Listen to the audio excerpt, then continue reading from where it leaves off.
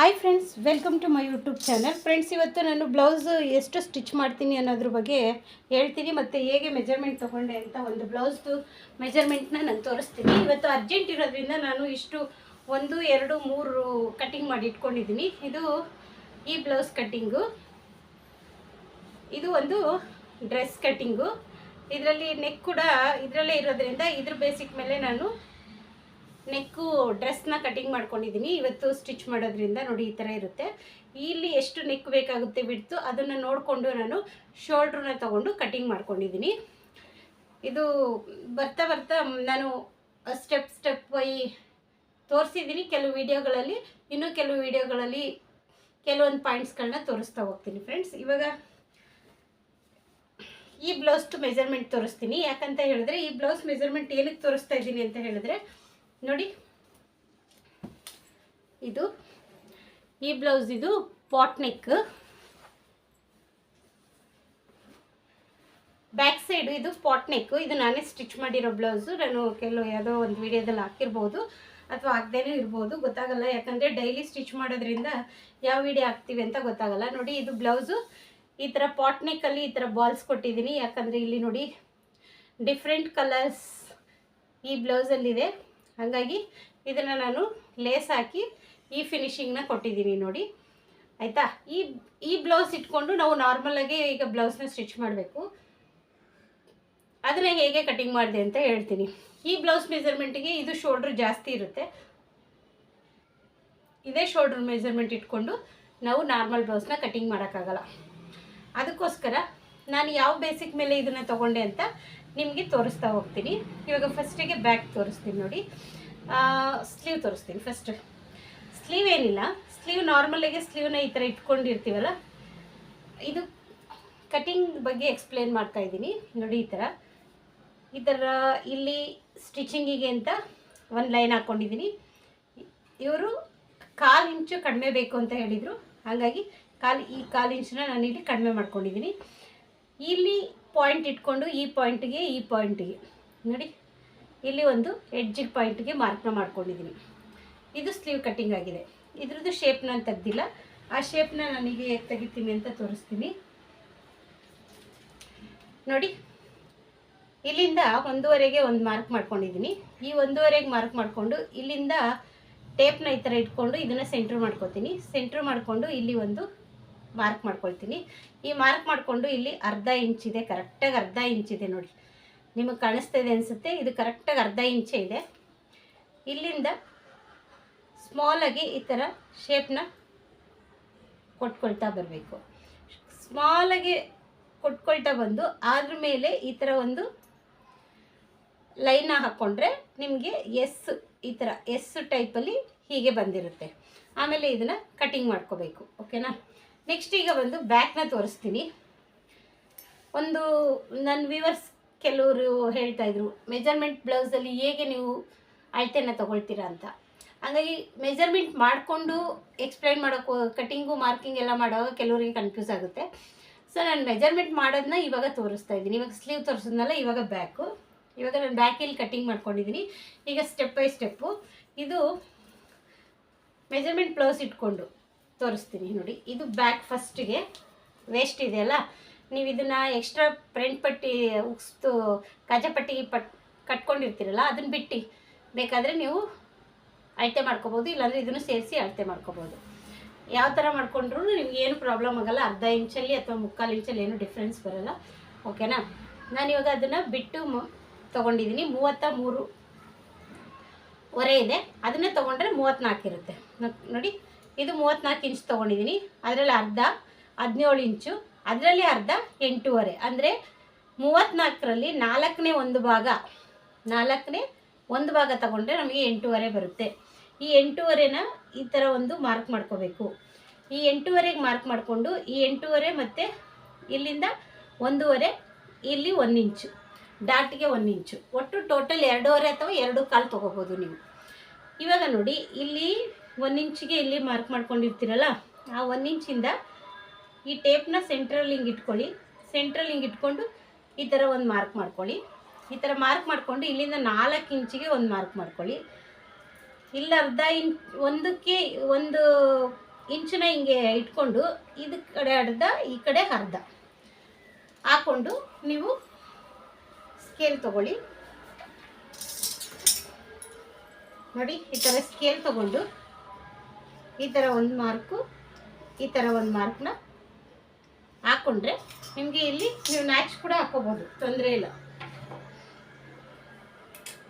ಆದರೆ lining attach ಮಾಡುವಾಗ ನಿಮಗೆ ಕರೆಕ್ಟಾಗಿ ಕಾಣಿಸುತ್ತೆ ಅಂದರೆ ಇದನ್ನು ನ್ಯಾಚ್ ಬೇಕಾದ್ರೂ ಹಾಕ್ಕೋಬೋದು. ಇಷ್ಟ ಆಯ್ತಲ್ಲ. ನೆಕ್ಸ್ಟ್ ಸ್ಟೆಪ್ಪು ಏನು, ಒಂದು ಸ್ಟೆಪ್ ಆಯಿತು, 2 ಸ್ಟೆಪ್ ಆಯಿತು. ಇವಾಗ ಈ ಥರ ಬ್ಯಾಕ್ ಇಟ್ಕೊಳ್ಳಿ. ನೀಟಾಗಿ ಐರನ್ ಇಲ್ಲ ಅಂದರೆ ಐರನ್ ಮಾಡ್ಕೊಳ್ಳಿ. ನೀವು ಇಲ್ಲಿ ಡಾಟ್ ಹಿಡ್ದಿರ್ತೀರಲ್ಲ ನೋಡಿ, ಆ ಡಾಟ್ ಹಿಡ್ದಿರುತ್ತವು ಈ ಶೋಲ್ಡ್ರ್ ಇರುತ್ತೆ ನೋಡಿ, ಈ ಶೋಲ್ಡ್ರ್ ಹತ್ರ ಕರೆಕ್ಟಾಗಿ ಸ್ಟಿಪ್ಪಾಗಿ ಕೂತಿರುತ್ತೆ. ಅದಕ್ಕೆ ಆ ಜಾಗದಲ್ಲಿಂದ ನೀವು ಲೆಂತ್ನ ತೊಗೊಳ್ಳಿ, ನೀಟಾಗಿ ಬರುತ್ತೆ. 13.5 ಇದೆ, 13.5 ಇದೆ. ನಾನು ಈ ಬ್ಲೌಸ್ದು 13.5 ಇದೆ, ಆದರೆ ಅರ್ಧ ಇಂಚು ಕಮ್ಮಿ ಮಾಡಿದ್ದೀನಿ. ಯಾಕಂದರೆ ಇದು ಬ್ಯಾಕಲ್ಲಿ ಪಾಟ್ ನೆಕ್ ಇಟ್ಟಿದ್ದೆ, ಹಾಗಾಗಿ ಅವರು ಕರೆಕ್ಟಾಗಿದೆ. ಆದರೆ ನೆಕ್ಸ್ಟ್ ಹೊಲಿಯೋ ಬ್ಲೌಸ್ಗೆ ಅರ್ಧ ಇಂಚು ನನಗೆ ಮೇಲೆ ಬೇಕು. ನನಗೆ ಅವರು ಹೈಟ್ ಕಮ್ಮಿ ಇದ್ದಾರೆ, ಹಾಗಾಗಿ ತುಂಬ ಇದು ಉದ್ದ ಆಗ್ತಾ ಇದೆ ಅಂತ ಹೇಳಿದ್ರು. ಆ ಅರ್ಧ ಇಂಚನ್ನ ನಾನು ಕಮ್ಮಿ ಮಾಡ್ಕೊಂಡಿದ್ದೀನಿ. ಇವಾಗ 13.5 14 ತಗೋಬೇಕಾಗಿತ್ತಲ್ಲ, ಅರ್ಧ ಇಂಚ್ ಕಮ್ಮಿ ಮಾಡಿ 13.5ನ ತೊಗೊಂಡಿದ್ದೀನಿ. ಏನು ಡಿಫ್ರೆನ್ಸ್ ಬರುತ್ತೆ ಅನ್ನೋದ್ರ ಬಗ್ಗೆ ನಾನು ನಿಮಗೆ ಎಕ್ಸ್ಪ್ಲೈನ್ ಮಾಡ್ತಾ ಹೋಗ್ತೀನಿ. ಒಂದೊಂದು ಬ್ಲೌಸಲ್ಲೂ ಒಂದೊಂದು ಚೇಂಜಸ್ ಇರುತ್ತೆ ಅನ್ನೋದಕ್ಕೋಸ್ಕರ. ಇದು ಲೆಂತ್ ಆಯ್ತಲ್ವಾ. ಇವಾಗ ಡೀಪ್ ಇಷ್ಟೇ ಸಾಕು ಅಂತ ಹೇಳಿದ್ದಾರೆ, ಈ ಡೀಪ್ ಸಾಕು ಅಂತ ಹೇಳಿದ್ದಾರೆ. ಇದೇ ಇಲ್ಲಿ ಡಾಟ್ ಇರುತ್ತೆ ನೋಡಿ, ಇದನ್ನು ಈ ಸೆಂಟ್ರ್ ಮಾಡಿಕೊಂಡು ಇಲ್ಲಿ ಇಟ್ಕೊಂಡಿದ್ದೀನಿ, ಮಾರ್ಕ್ ಮಾಡ್ಕೊಂಡಿದ್ದೀನಿ. ಇಷ್ಟು. ನೆಕ್ಸ್ಟ್ ಬಂದು ಏನಪ್ಪ ಅಂತಂದರೆ ಇದು ಹಾರ್ಮೋಲ್ಸ್ ಇದೆಯಲ್ಲ, ಸೈಡ್ ಜಾಯಿಂಟು, ಇದನ್ನು ಯಾವುದೇ ಕಾರಣಕ್ಕೂ ತೊಗೋಬೇಡಿ.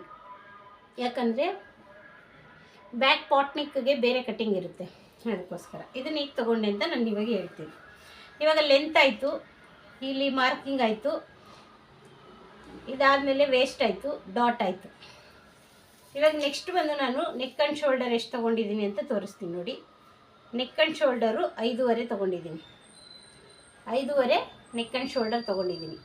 ಈ 5.5ರಲ್ಲಿ ಈ ನೆಕ್ಕನ್ನು ಎಷ್ಟು ತೊಗೊಂಡಿದ್ದೀನಿ ಅಂತ ಅಂದರೆ 2 ಕಾಲು 1 ಗೀಟನ್ನ ತೊಗೊಂಡಿದ್ದೀನಿ, 2 ಕಾಲು 1 ಗೀಟನ್ನ ತೊಗೊಂಡಿದ್ದೀನಿ.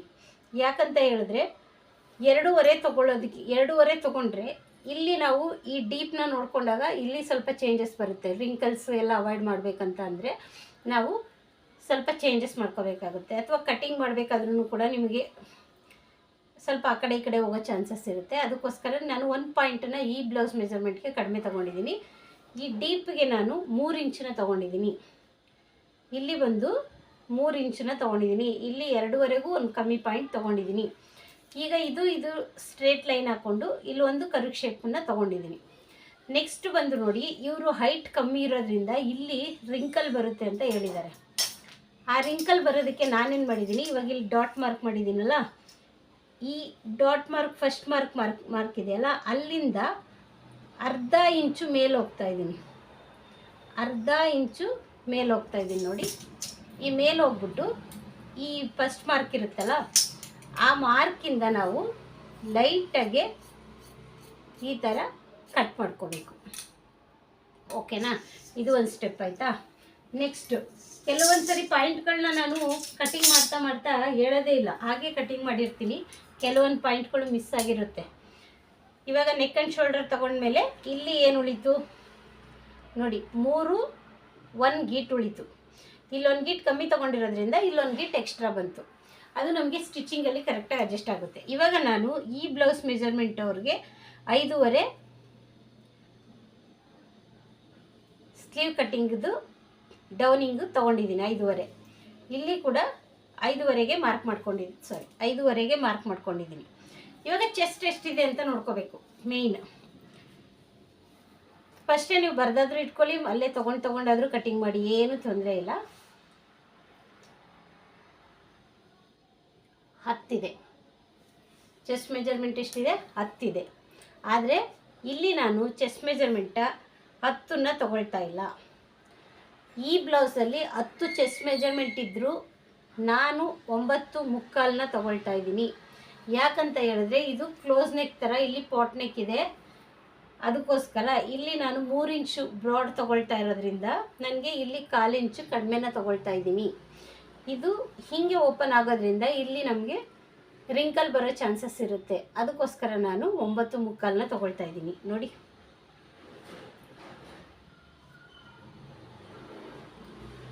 ಕಾಣಿಸ್ತಾ ಇದೆಯಾ? ಇಲ್ಲಿ ನಾನು 9.75ನ ತೊಗೊಳ್ತಾ ಇದ್ದೀನಿ. ಇಲ್ಲಿ ಇಷ್ಟು ತೊಗೊಳ್ಳಿದ್ದೀನಿ ಅಂತ ನೋಡಿ, 1.5ಗೆ 1 ಪಾಯಿಂಟ್ ಕಮ್ಮಿ ಮಾರ್ಕ್ ಇಟ್ಕೊಂಡು ನಾನು ಕಟ್ಟಿಂಗ್ನ ಮಾಡ್ಕೊಂಡಿದ್ದೀನಿ.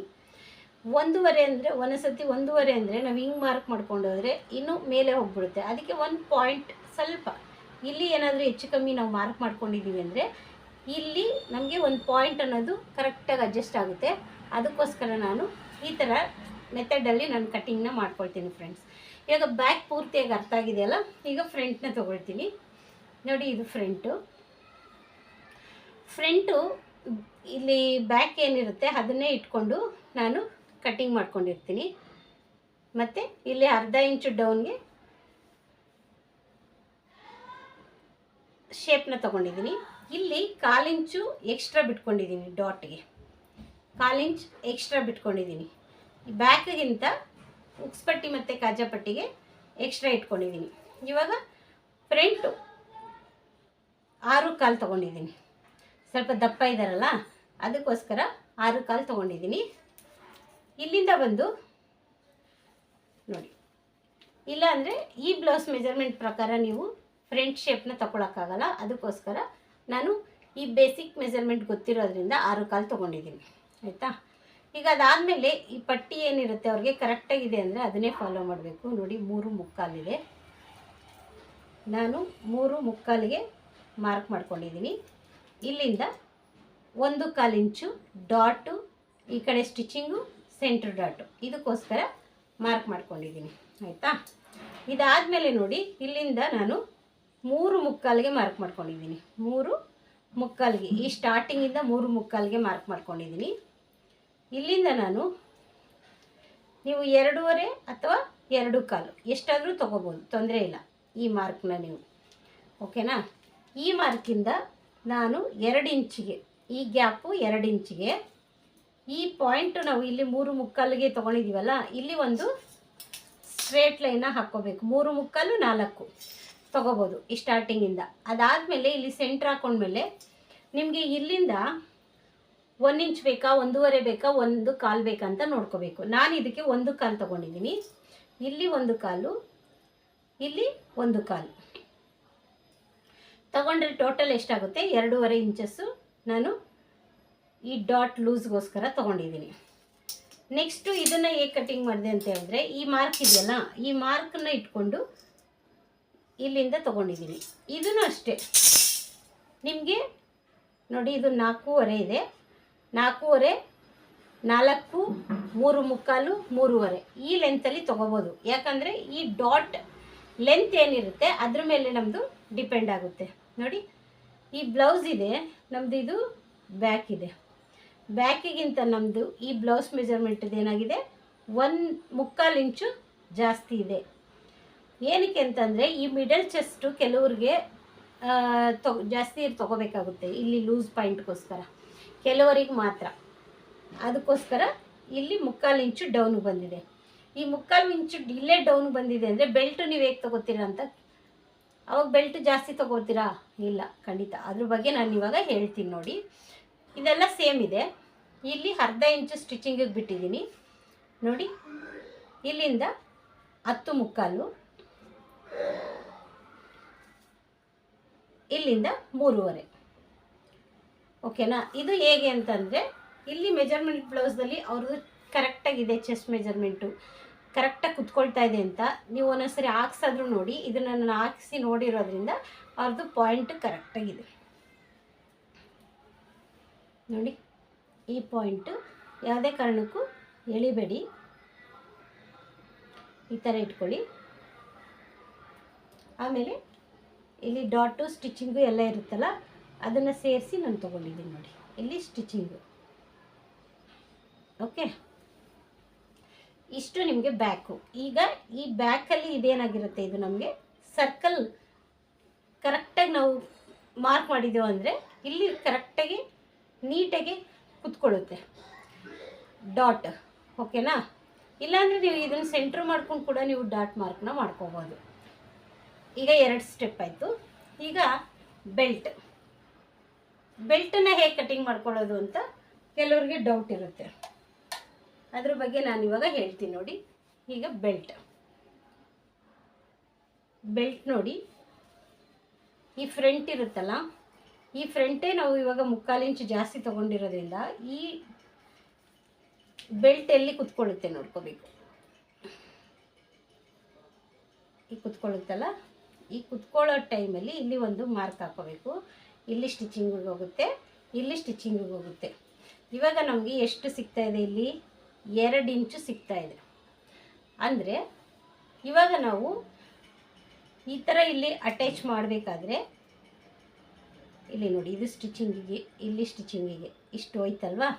ಇವಾಗ ಟೋಟಲಾಗಿ ಇಲ್ಲಿ ಮೇಲೆ ಸ್ಟಿಚಿಂಗಿಗೆ ಎಲ್ಲ ಕ್ಲಾತ್ ಬಿಟ್ಟು ನೋಡಿದ್ರೆ ನಮಗೆ 16 ಇಂಚು ಬರ್ತಾಯಿದೆ. 16 ಇಂಚು ಬರ್ತಾಯಿದೆ. ಬ್ಯಾಕು ನಮ್ಮದು 13 ಇಂಚಿದೆ. ಅಂದರೆ ಈ ಬ್ಲೌಸ್ ಮೆಜರ್ಮೆಂಟ್ ಅವ್ರಿಗೆ ಈ 3 ಇಂಚು ಏನು ತೊಗೊಂಡಿದ್ದೀವಲ್ಲ, ಇದು ಕೆಲವರಿಗೆ ಮಿಡಲ್ ಚೆಸ್ಟು ಹೆಚ್ಚಿರೋರಿಗೆ ಕರೆಕ್ಟಾಗಿ ಕೂತ್ಕೊಳ್ಳುತ್ತೆ. ಆ ಟೈಮಲ್ಲಿ ನಾವು ಬೆಲ್ಟನ್ನು ಮಾತ್ರ ಇಲ್ಲಿ ತುಂಬ ಜಾಸ್ತಿ ತೊಗೋಬಾರ್ದು, ಇಷ್ಟೇ ತೊಗೋಬೇಕು. ಆವಾಗ ಮಾತ್ರ ನಮಗೆ ಬ್ಲೌಸ್ ಫಿನಿಶಿಂಗ್ ಅನ್ನೋದು ಕರೆಕ್ಟಾಗಿ ಬರುತ್ತೆ. ನಿಮಗೀಗ ಇದ್ರ ಬಗ್ಗೆ ನನಗೆ ಗೊತ್ತಾಗಿದೆ ಅಂತ ಅಂದ್ಕೊತೀನಿ. ನೆಕ್ಸ್ಟ್ ವಿಡಿಯೋದಲ್ಲಿ ಬೇರೆ ಥರ ನಾರ್ಮಲ್ಲೇ ಬ್ಲೌಸ್ ಇಟ್ಕೊಂಡು ಕಟಿಂಗ್ ಮಾಡೋದ್ರ ಬಗ್ಗೆ ನಾನು ಹೇಳ್ತೀನಿ. ನಾನಿವತ್ತು ಈ ಥರ ನೆಕ್ ಇರೋದ್ರಿಂದ ನಾನು ಯಾವ ಮೆಥಡಲ್ಲಿ ಅದನ್ನು ಕಟಿಂಗ್ ಮಾಡಿಕೊಂಡೆ ಅಂತ ಸ್ವಲ್ಪ ಟೆಕ್ನಿಕಲಾಗಿ ಹೇಳಿದ್ದೀನಿ. ಇನ್ನು ಬರ್ತಾ ಬೇರೆ ಬೇರೆ ಬ್ಲೌಸ್ಗಳನ್ನ ಇಟ್ಕೊಂಡು ಹೇಗೆ ಕಟಿಂಗ್ ಮಾಡೋದು ಅಂತ ನಾನು ಎಕ್ಸ್ಪ್ಲೇನ್ ಮಾಡ್ತಾ ಹೋಗ್ತೀನಿ. ನಾವು ಕೆಲವೊಂದು ಸರಿ ಕಸ್ಟಮರ್ಗೆ ಬ್ಲೌಸ್ಗಳನ್ನ ಹಾಕಿಸಿ ನೋಡಿ ಅದರಲ್ಲಿ ಏನು ಪಾಯಿಂಟ್ಸ್ ಬರುತ್ತೆ ಅದನ್ನು ನೋಡಿಕೊಂಡು ನಾವು ಕೆಲವು ಸರಿ ಸ್ಟಿಚಿಂಗ್ ಮಾಡಬೇಕಾಗುತ್ತೆ. ಆ ಬೇಸಿಕ್ ಮೇಲೆ ನಾನಿವತ್ತು ಈ ಬ್ಲೌಸ್ದು ಕಟಿಂಗ್ ಮಾಡ್ತಾಯಿದ್ದೀನಿ. ಯಾಕಂದರೆ ಈ ಬ್ಲೌಸ್ದು ಸುಮಾರು ಸರಿ ನಾನು ಸ್ಟಿಚ್ ಮಾಡಿರೋದ್ರಿಂದ ಅವ್ರಿಗೆ ನೆಕ್ ಆ್ಯಂಡ್ ಶೋಲ್ಡರ್ ಎಷ್ಟು ತೊಗೋಬೇಕು ಅಂತ ನನಗೆ ಗೊತ್ತಿರೋದ್ರಿಂದ ನಾನು ಈ ಥರ ಬ್ಲೌಸ್ ಕೊಟ್ಟರು ಕೂಡ ಕಟಿಂಗ್ ಮಾಡ್ಕೊಳ್ತೀನಿ. ಕೆಲವರು ಹೊಸ್ದಾಗಿ ಕಲಿಯೋರಿಗೆ ಈ ಥರ ಬ್ಲೌಸ್ ಕೊಟ್ಟಾಗ ಇಲ್ಲಿ ಶೋಲ್ಡ್ರು ಜಾಸ್ತಿ ಬರುತ್ತೆ ನೋಡಿ. ಈ ಥರ ನೆಕ್ಕೆಲ್ಲ ಕಟ್ ಮಾಡುವಾಗ ನಾನು ಬಂದು ಶೋಲ್ಡ್ರ್ ಮೆಜರ್ಮೆಂಟ್ ತೊಗೊಂಡು ಕಟಿಂಗ್ ಮಾಡ್ತೀನಿ. ಅದಕ್ಕೋಸ್ಕರ ನಾನು ನೋಡಿ 13 ಪ್ಲಸ್ ಇಲ್ಲಿ ಸ್ಟಿಚಿಂಗ್ದು ಎಲ್ಲ ಸೇರಿಸಿದ್ರೆ 14 ಇದೆ. 14 ಆ 14 ನಮ್ಗೆ ಎಷ್ಟು ಮೈನಸ್ ಮಾಡ್ಕೋಬೇಕು, ಶೋಲ್ಡ್ರು ಆ ಥರ ಕಟಿಂಗ್ ಮಾಡ್ಕೋಬೇಕು, ಆ ಥರ ಎಲ್ಲ ಬೇಸಿಕ್. ನೀವು ಎಷ್ಟೊಂದೆಲ್ಲ ಡೀಪಾಗಿ ಹೋದರೆ ನಿಮಗೆ ಕನ್ಫ್ಯೂಸ್ ಆಗುತ್ತೆ. ನೀವು ಚೆಸ್ಟ್ ಮೆಜರ್ಮೆಂಟ್ ನೋಡಿಕೊಂಡು ಇಲ್ಲಿ 5.5 ನೆಕ್ ಶೋಲ್ಡರ್ ತೊಗೊಂಡು ಕಟಿಂಗ್ ಮಾಡ್ಬೋದು. ನೀವು ಫುಲ್ ಶೋಲ್ಡರ್ ಮೆಜರ್ಮೆಂಟ್ ಏನಿದ್ರು ಈ ಥರ ಬ್ಲೌಸಿಗೆ ಮಾತ್ರ ಯೂಸ್ ಮಾಡ್ಕೊಳ್ಳಿ. ಈ ಥರ ಬ್ಲೌಸಿಗೆ ನೀವು ಯೂಸ್ ಮಾಡ್ಕೊಳ್ಳೋಕೆ ಹೋಗಬೇಡಿ. ಓಕೆ ಫ್ರೆಂಡ್ಸ್, ಈ ವಿಡಿಯೋ ಇಷ್ಟ ಆದರೆ ಲೈಕ್ ಮಾಡಿ, ಶೇರ್ ಮಾಡಿ ಮತ್ತು ಸಬ್ಸ್ಕ್ರೈಬ್ ಮಾಡ್ಕೊಳ್ಳಿ ಫ್ರೆಂಡ್ಸ್. ಪೂರ್ತಿ ವಿಡಿಯೋ ನೋಡಿ, ಕೆಲವು ಇನ್ಫಾರ್ಮೇಷನ್ ನಿಮಗೆ ಗೊತ್ತಾಗುತ್ತೆ. ಸಬ್ಸ್ಕ್ರೈಬ್ ಮಾಡಿಕೊಂಡು ಸಪೋರ್ಟ್ ಮಾಡಿ. Thank you.